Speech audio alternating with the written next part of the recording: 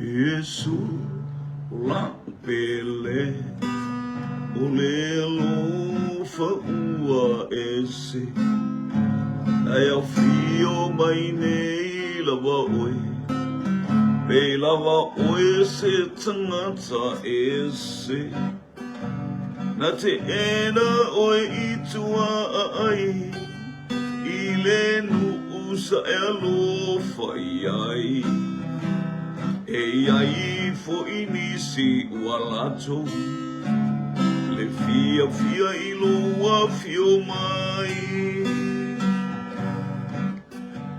Yesu la upele o le alofa ua ese na e fio mai nei lava oe pe lava oe se tangata ese na te ena oe itua ai i le usa e alofa i ai e ai fo inisi ua lato e fia fia i loa fio mai angi malu mai fisanga toe masina o le tausanga e tu e o le taua fiafi wa pepe se mai fatasi manu e wa tau faiolo ai oli oli le au popoto au ria o le po fanau Yesu le fama le loto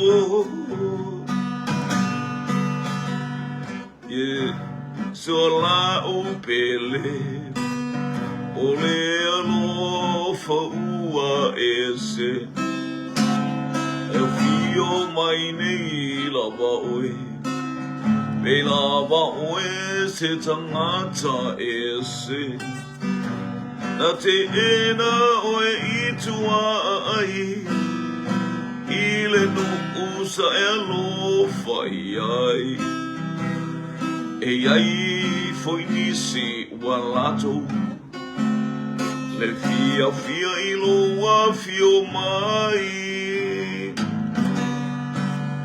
angi malu mai fisanga toe masina o le tausanga fetu e o le taua fiafi e wa pepe se mai fatasi manu e ua tau faiolo ai oli oli le au popoto au lia o le po fanau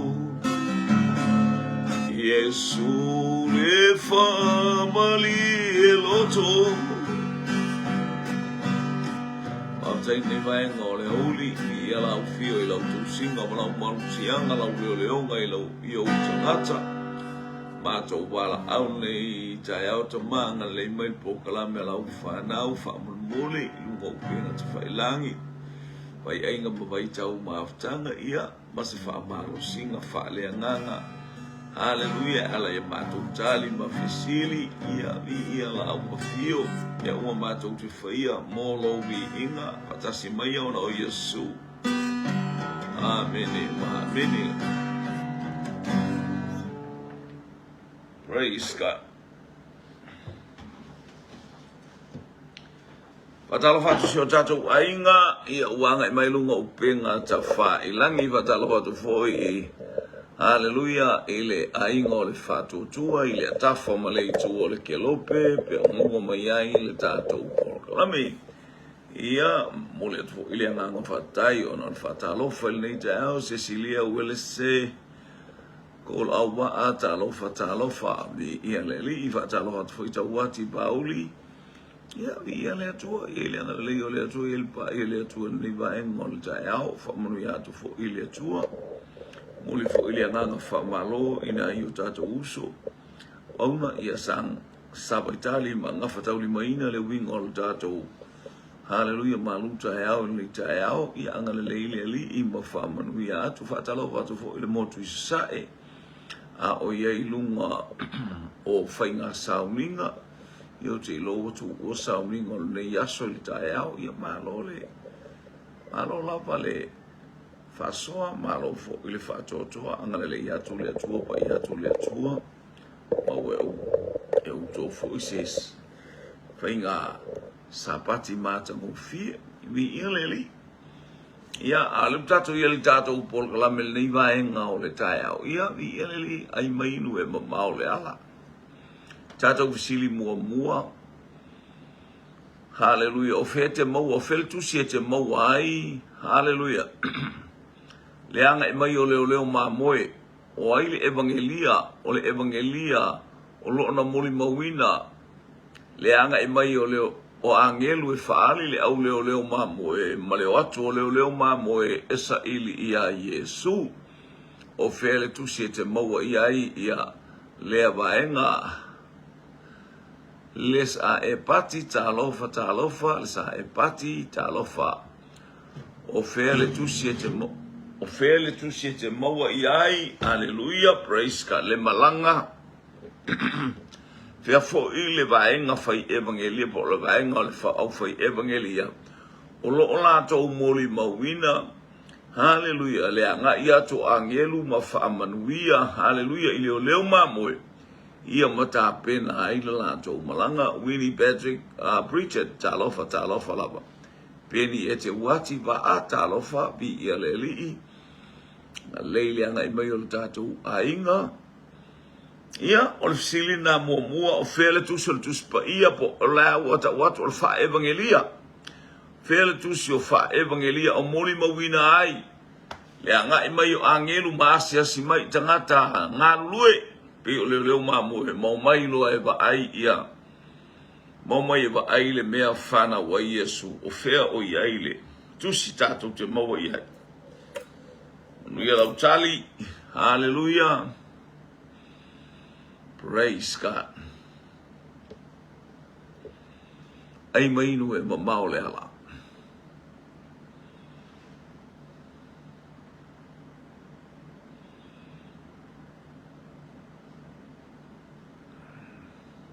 Ola kesi leota, wini talofa lava. Praise God. Ofa kesi leota, wini talofa. Praise God. Awina muli atu leo tato fisili, praise God. O fea, hallelujah. Le tusi o ta umai ai. Le tusi evangelia o ta umai ai le malanga, hallelujah. Angelu mai le langi fa ilo atu leo mamoe. Ona tu la leo mamoe ma ngai atu esa ili le mea ofana wa Yesu. Ai mainu. Lau po kalame vai enga vai tau maftanga o nei auli wha manu atu le atua ila usa i linga ia wha manu atu fo i le atua Jimmy Brown vi ele li ta lofa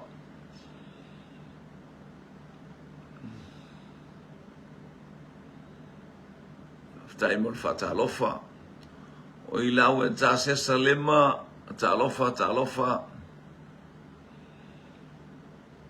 Glory.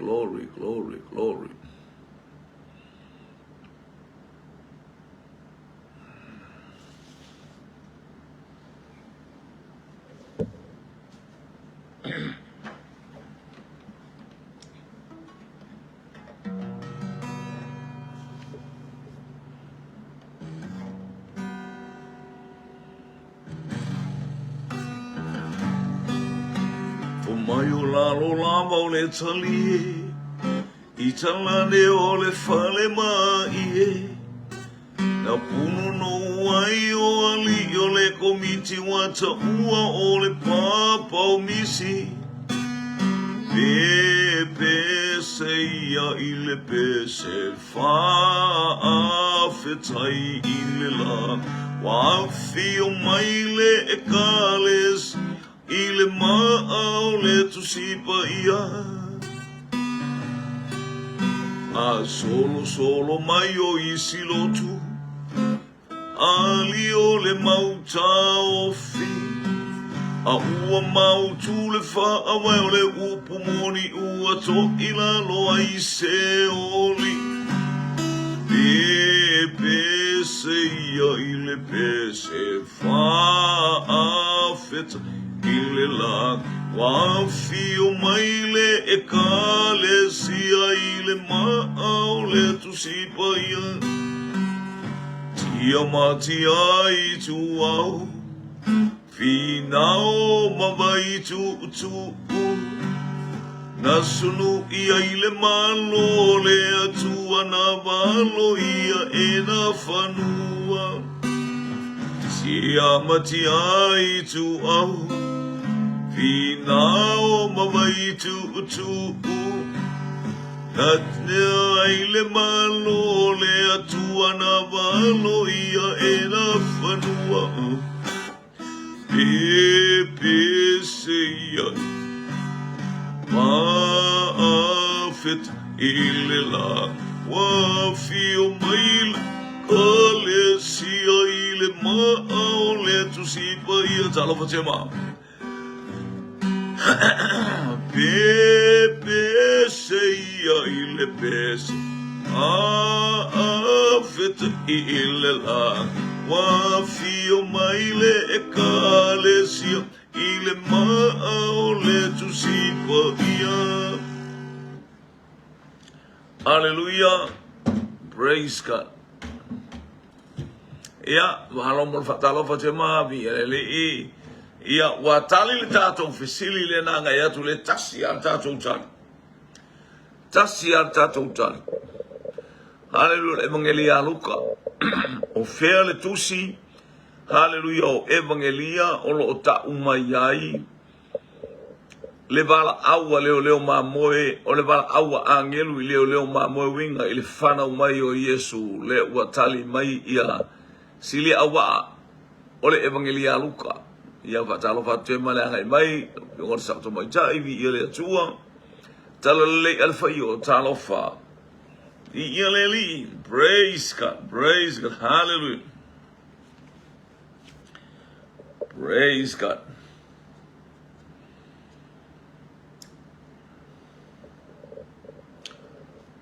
O aile ngō le vaana malanga whapitoa mai ai tamaloa o Ioane Viliamu e au mai le tala le I Samoa. O e tau manatua, o aile ngō le vaana malanga mai ai le to ina o Ioane Viliamu e au mai le tala le I Samoa. Manu ia lau tali nei auli, se vaenga fo I o tato wai whanua, ia matala e pei ona a wina atu.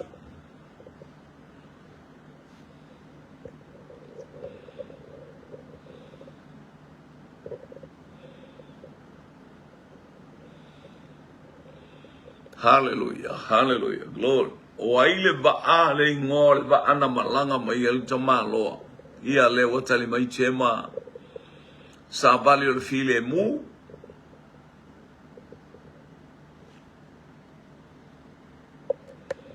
Sa vali o le file mu, ia.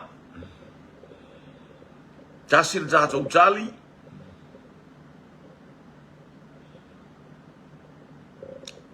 Sa vali o le file mu mai manukau. Teine mai manukau le wangai mai tato. Praise God.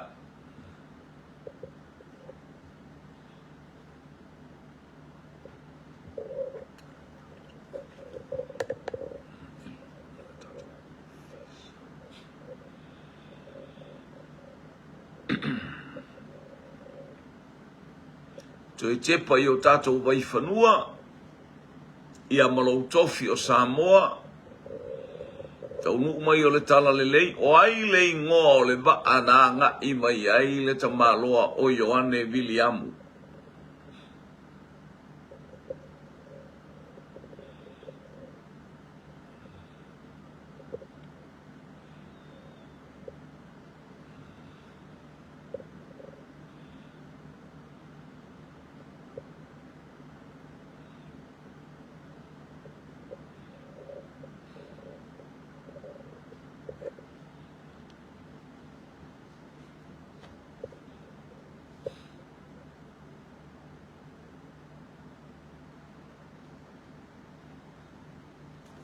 po le fia moe ta mai chile ile asol nei ale I jema ai po le fia moe to chile tangata ona o mai tai au haleluya il tato po kalamel nei o le o afa tonu ale la afa le alena ole lua fisili ai tasi le fisili le natali ele dena tasi le tangata natali le fisili mo le lua le fisili le o tasi tangata le o tali mai ia ole ale afa ina le Paulo mea ia mautu lautali ia mai fia I lautali ia le ta o utala no atu I vai fanua o Samoa haleluya o fea o iai o fea o ai le ngole ba na malanga mai ai haleluya the missionary o Ioane William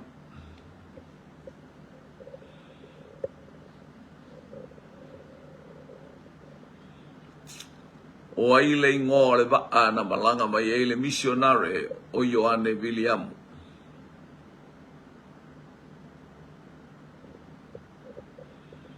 ya la le faina le si la fia le ba ta lo fatto le teni le mai tutuila America Samoa I lungo al molio le ava haleluya fa ta lo fatto fo I tamma le mai la umua o Wellington o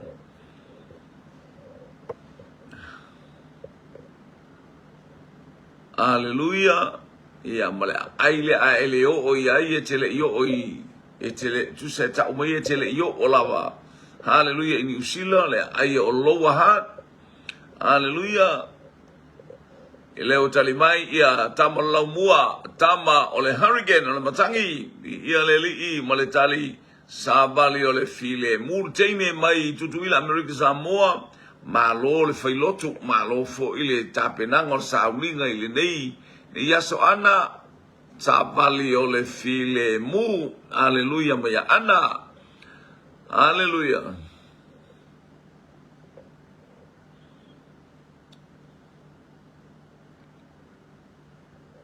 le ingoa ia vi ia le atua ma na ia le ingoa le nari I o le na onga le sabali o le file mu ma tauli mata tauna file mu tangata matutua tangata fai le anga le o sabali le file mu tawe misa watching from Lauri America Samoa malo hallelujah pa fitu mo yaba vi ia le I praise God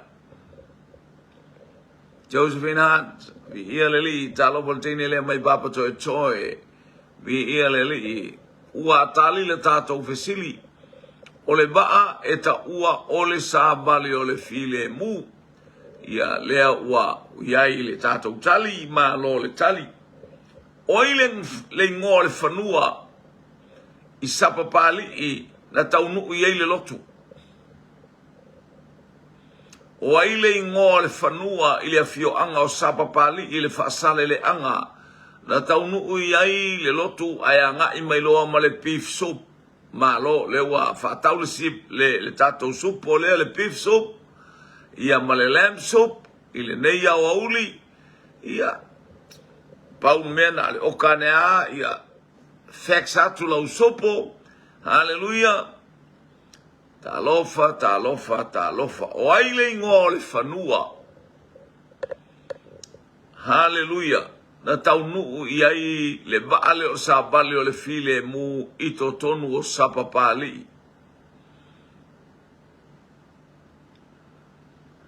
tali mai ia le sunga haleluya I le awa o mai le lau mua matani ufia ngai maleata jema matani ufia ngai maleata teine mai manukau teine mai haleluya teine o le supo beef soup ia po le chicken soup le wa mai matani ufia ngai maleata ia le li esele mana I o lota tu ua o lota ai tate I lo le tala fasolo pito mena tutupu I lo tatu nuu haleluya e maise taimi na tau nuu mai ai le oa whaale anganga haleluya matani ufia ngai maleata mai a Cecilia Auba praise God Oka a ta'u lale mo a tau male umu a ai fo isa umu ulu ai fo sango ai fo isa umu sango ai maino e mama o le ala ia faftai o le ua iai le winga o le tātou pol kalame ia lea ua tali tātou fisili chicken soup lele ua mal chicken soup. Haleluya, male umu sango po le umu ulu lea pei o le maafala le ulu lea ai faila asina tau ngā tele o le ulu lea o le sango lea o lo ilau ele o Amerika Samoa ai maise le tele o le ulu I lunga I le mele I ele moli o le aba. Haleluya, e pula ai le ulu lea o le sango whaftai ua tali le tātou fisili tali le tātou vesili o le nuu po le ngole a ai I totonu o le fioanga o sapali I le fioanga o le ainga samali e toa mauso ali I lalata iai o e mango maluasi ufanua. Haleluya, o le fioanga le o le lingoa o le fanua ma le lau ele o mataniu fea ngai ma le ata oka ele ingoa o le fanua a oi kai au le lei. Kai au le lei. Praise God. Hallelujah. O fea o ai le lotu na taunu I malai ola mana foanga. O ai le ekalesia na taunu itia mati ai tu au fi nao mabai tu malai ola mana foanga. Ia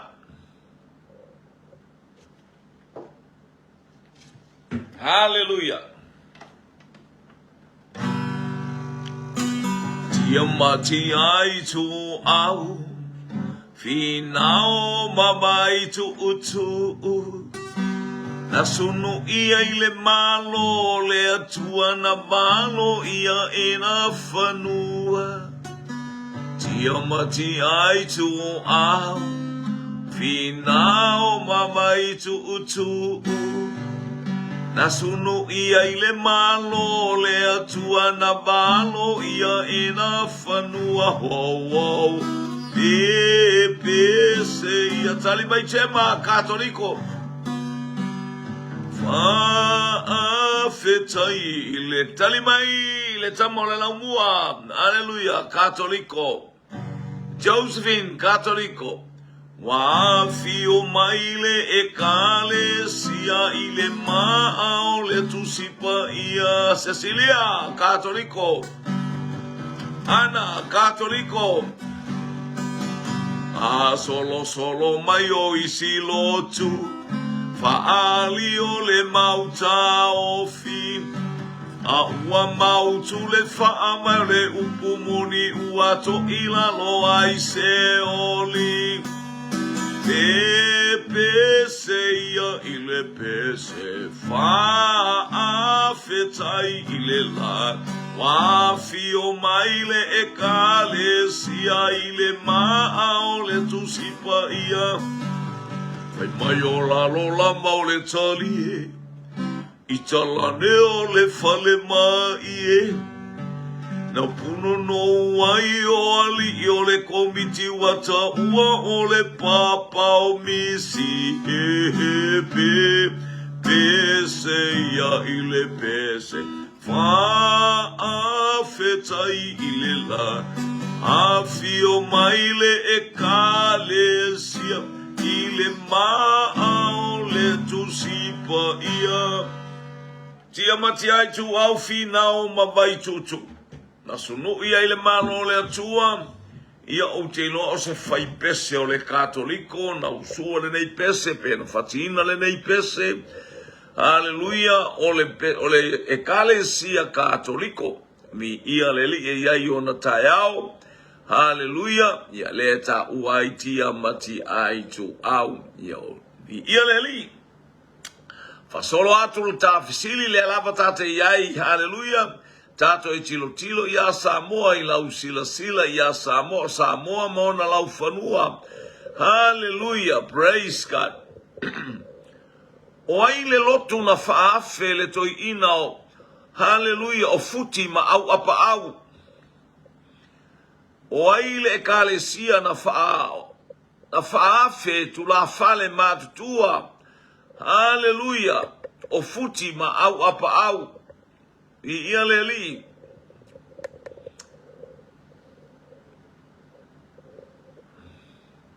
Waile ingo le kalesia o e loa mai ingo tangata nei mana ia foi e mata i foi ingo to ina. Wai pe ona faiatu o mango maluasi ufanua ia lena faafe ai. Hallelujah, le atola au i totonu, hallelujah, praise God. I totonu o sapapali, hallelujah. Ya le o faafe nei e to i ina nei e to alua, hallelujah, praise God. O futi ma au apa au. Ia le lotu le watali mai tema, hallelujah, o le lotu umeto tisi. Patalo atu i le falitua, pole. Tuol vai lau tusi, mareta taulolo, talofa lava. O lo manuia i al tama, o o te loa ele ibal au mai fo nei tau, ia ai fo yo, wow, pisi alo ia na malo, ia leli, praise God. Leo tali mai Josephine Maria Hunt, metotisi. Tali mai tamo le matangi, mai le lau mua, metotisi, mai fetu fo mai ava. Tali mai teni al molia le ambai Amerika Samoa. Hallelujah. Anatongia metotisi. Tali mai teni mai Aotearoa Cecilia Rol Auba metotisi.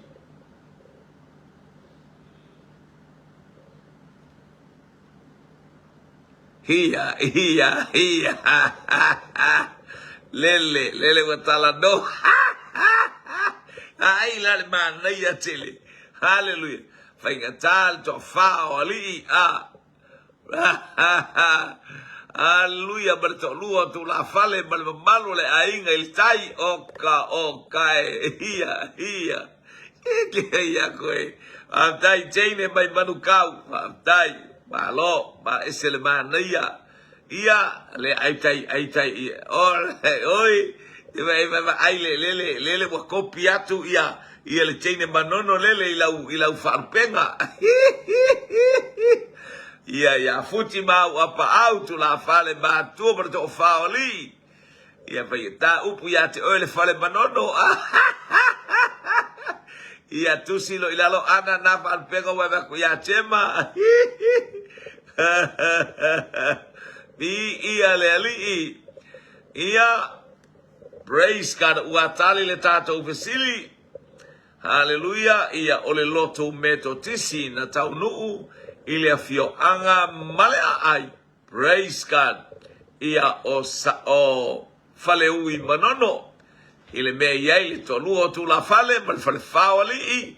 Ia pio tato ayatu a o. Upu yate ole fale manono. Ia, praise God. Ia. O fea le afio anga o salafai. O fea le afio anga o salafai. Na faaliliu wai le tusipa ia. Ia. Lato e ta atu le peselea. Ai fai mai pia lautani. Ia. Fai mai o la lola mau le talie. Italane o le fale mai.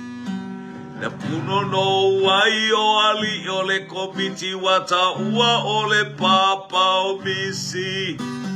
Mai o lalo lava o le tali o fea na li liwa il tuspai. Mai o lalo lava o le tali. Italane o le fale mai. Na puno no wai o ali o le komiti wata ua o le papa o misi. Pepe seia ile pes fa afetai ile lag wa fio maile e kale sia ile va aole tu sipa ia lele watali bai ia le teide bai baru kau o abau isavai ko ba maul no foi i la ko ba mau sa o Haleluya. Ai chele ali me tupu mai ile motu le o salafa i ka ima ka fia moku le asole. A mau i samai matautu. A mau matautu i samai Ia. Ia sawa o temba. Sawa o ana. Haleluya. Lea ua tali mai ainga sape sta man faleiva mtautu. Ia. Vini afoa talofa.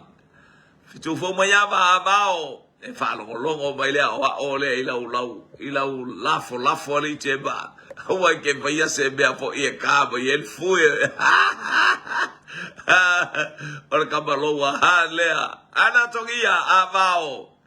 Cecilia, awa, amao, ay mainu. Fumayo lalo lava o le talie, italane o le fale maie. Nakuno wai o ali o le komiti wata ua o le papa o misi. Pepe seia ile pes. Fitai ile lak afio maile kale sia ile mao le tusipa ia. Haleluya. Abau isabai maya Cecilia gol awa.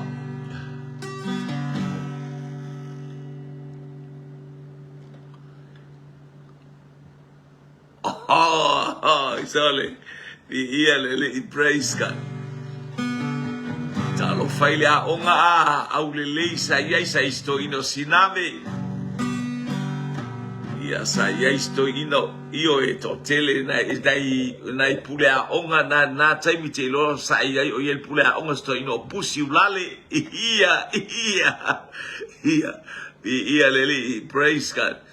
Hallelujah to tele mau saba ile ma to tele lotu tal noa ia abao I vai pouli le ai o sole akapalasi ai lungo ole o inana u ba ai ile me te palpe ke palasi le fa malupe akapalasi le manga I ole mukia I kai mi faimu ia la kapi a onga mamesa watu ai Cecilia abao aftai praise God oh va talovatu ile Tiakono po le sunga lea wao ya mai tutuila America Samoa I tafuna talofa lava vi ia leli praise God.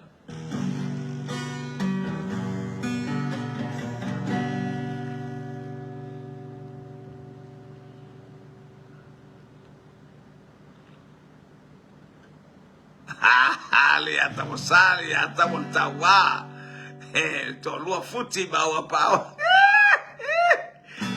Lea watatala bai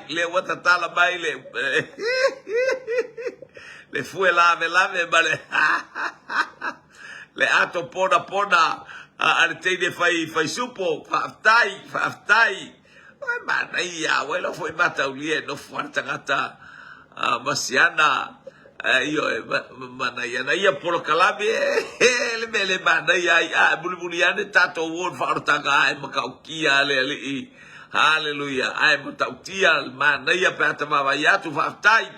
Talo fatito malo le soi fua ile nei vaenga o le taiao malo nga lue e te vise tio talo fa. Praise God. Hallelujah. Por tato usili le ia ofea na faalili wai le tuspaia.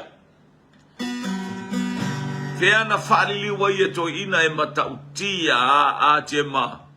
Ana ali gol awa Cecilia tama le peata to ba ai le faaliunga e to ina malengangana na faanganga liwe le tuspaya mo ale tatu le watu ne watele faaliunga faalinga mai o poto o ista ngata ale faaliunga le na liwe le tuspaya e matautia pray talova Samo sifo sami, malo le soifua. Hallelujah, praise God. Tolu sau talofa.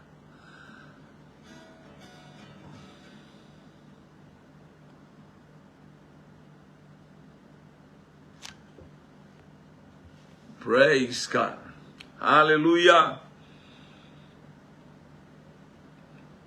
Ia ua tali le tātou fisili i le mea na whaaliliu wai le tūspaia. Na whaaliliu le tūspaia i le fio anga o a bao pe o na iei pese lea tau pese atu. Haleluya, fai mai o lalo lamba o le talie i tafa o le whale mai. I nā tonu ai whaafsanga i male mena e alu a ila ale awala i le a onga lea na ta ua teine matama e ngō o vaipo uli i ia le li o ka se a onga i nā aulele. Pe ia o i nā le ua watu i ai le a onga a leitu o tane numero mua. Leitu tane numero mua la e pule e le sunga i a sale i a whale tolu i ia le li praise God. Ia malia lo sunga e le o sapali ina faali liuai o sapali ina ulua i taunu i e la mo sa o le faali liungo le tuspa ia na faali liu i a bao faaftai mo le tali ia na ia talo faisi lo mato wa te i vale mai. Haleluya. Ia le lito o tele foi. Tau mo tau sangana e ai ina i vai po uli so fai so tau tilo atu tang. Haleluya. Tema, praise God. Ia le li na o sinabe i Sara non to lo silo matua le sa pule i Koriso Samoa.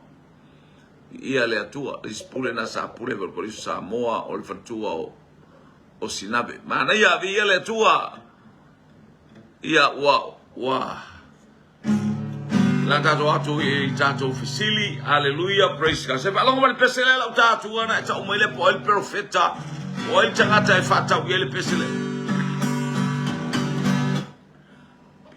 Pele funga mai le bine le mati le olive va umatia le la fuma moe le fanua tu maulo fia ia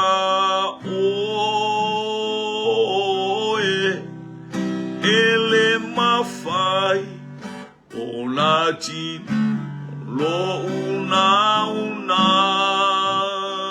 ia oe o te malosi tasiva iva tolu tasiva iva fitu ela ikiki kele teba o lale pusi ulales leo te tau atu ta o ngai tamai tia o te ngalu e pea se faya onga naita o lale pusi ia leo watali mai sapakuka mai a chema o le pese leo te tātua o le profeta na whaatonu e le atua fai ana whinaunga i le atua ia awa i oe lona na loto fai mailo o te malosi ngalu e pea Anthony tanu masa sapakuka teine a Samoa sifo sami ko ingo sapakuka Anatongia sapakuka Cecilia Isaiah fesufo mayama sapakuka Solo mai maunga luluina mea uma fa umatia e la fuma moe le fanua ina no fia ia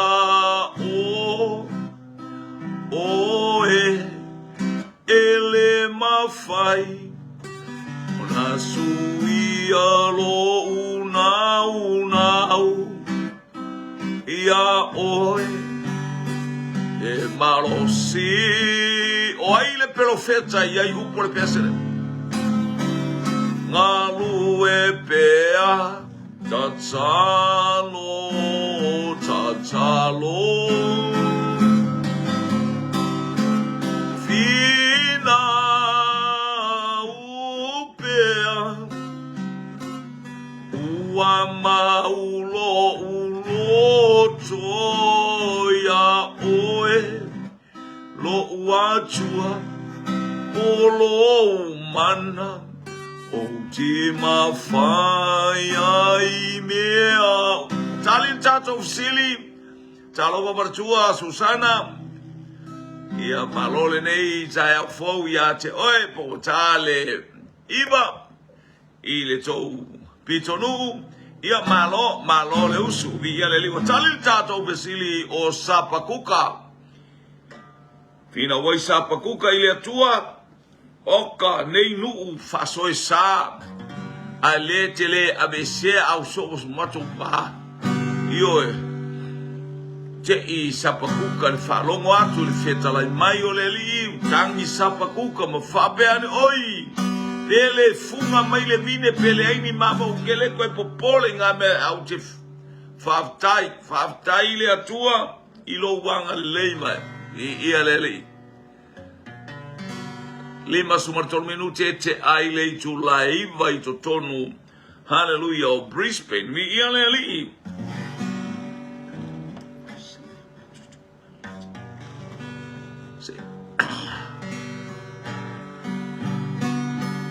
Oi le fafine. Oi le fafine. Lea o le mea na ia whaia. Wato e tutui ai lona fatu. Lea wale nofo le lei ona o mea na ia whaia. Lea wale o whai le tonu, wa whai le tala. Le lau tātua le pese. Ai tango oe, ta upo ai le whawhine le, oe se mea matui ma letinga. O le nei mea wa whai mai ai lo to alua. Tuturi le fine polonga malana tama. Woo! Se mea a whainga tā, kalo whaisko inga, whalogo yanga kala, oe se mea matui ma letinga.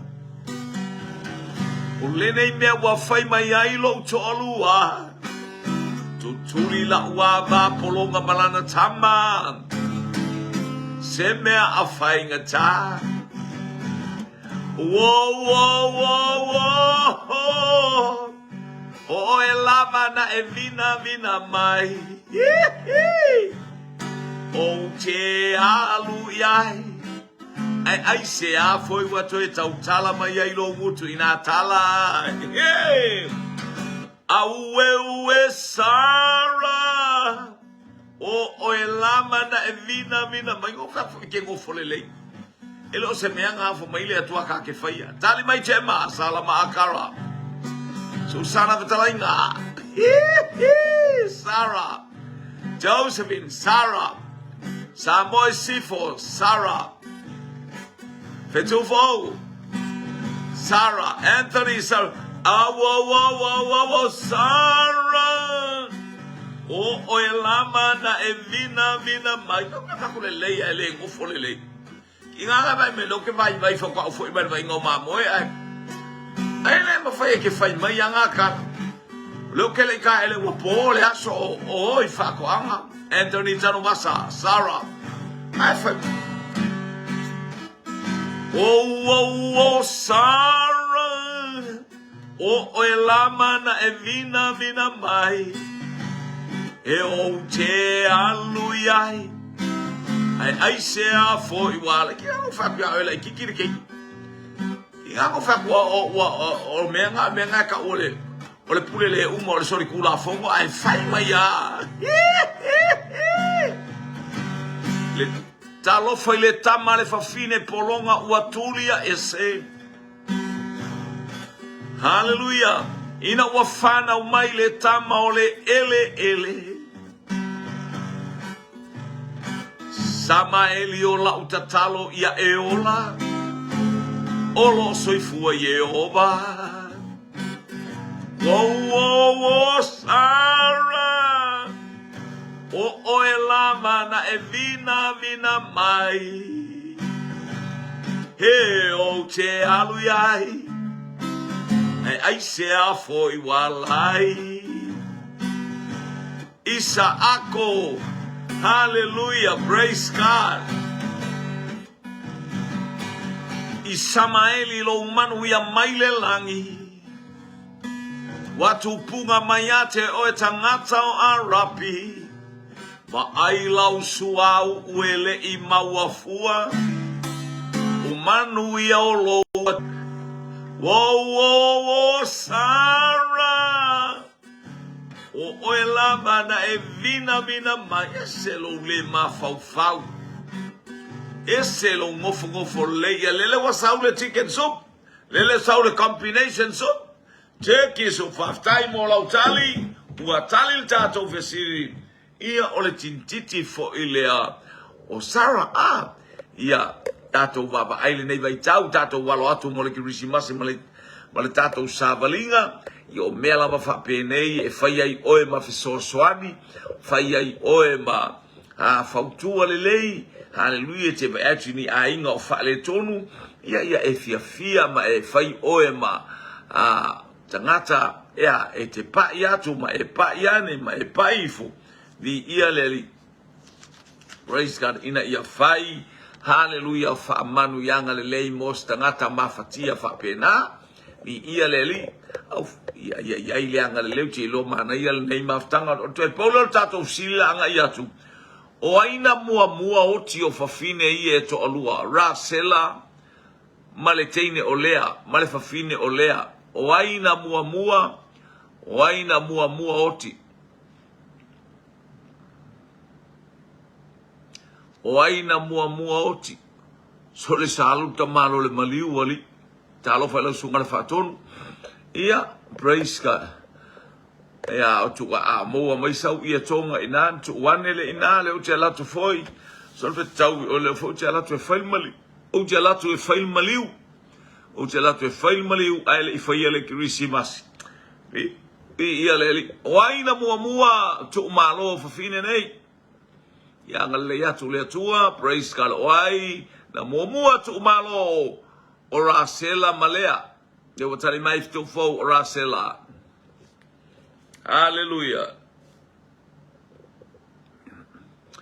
Tali mai foi ia jema o rasela. Tali mai ia samosifo. Hallelujah. O le afato sop. Oi.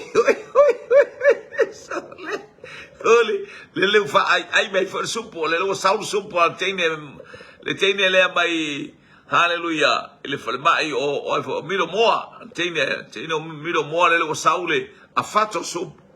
O le afato supo tu sa ta o le macaroni supo ine yamato. Hallelujah. Mana tali leo to tali me samo sifu o rasela. Tali mai ana tongia rasela. Hallelujah. Oh, mo le o sole. Kala fai se o tofini. O ingai manu kaule e mato teno no foi. Tero la fa na una to tongia ile fale au telo I lo tonu po fe tonu le tongia fale. Ia ai atonu feilo ia praise God. Hallelujah. Ia le ali ia le atua anga le leile atua praise God ia ua anga ia tu fa unga tato pol kalame anga le leile atua tato tu e feilo ai o tali o tato vesilio le teni o Rachel o le teni o la sela talo fa e mana tua ai le aso maliu o fa ilo na o le maliu o le tina hallelujah. Hallelujah, le maliu le kalesia le atu ai ola le faaolatanga. O ai o Peniamina o le ata o le maliu. Hallelujah, praise God. Hallelujah. Umalama le kalesia ai tu la I mai le manu malo le faaolatanga le sa tau abe lo manava le tinga o te o ono yo fa tinga se ia tino keriso. Fa penale ata o Maria sa o ono e Maria o le ata o Maria o le ata o le ekalesia le to sa o ono yona tinga. Hallelujah. Wana whanau a mai le whaolotanga whapenau tinga tau abe o le whaolotanga le atua. Hallelujah. Ai e leanga le lei o le atua. E uina e tinga mawhai aia e o ono. Ina ia ia whanau le tama lele ua whanau mai Maria. Hallelujah. Lele ua whanau mai le whaoratanga o lona suafa o Yesu Keriso. Ia whaamanuia atu le atua. Whaaftai mo lo whaanga. Hallelujah. Anga le leile atua le nei vaenga o le aso tātou whailoa. Hallelujah. I lau polo kalame. Praise God. Ole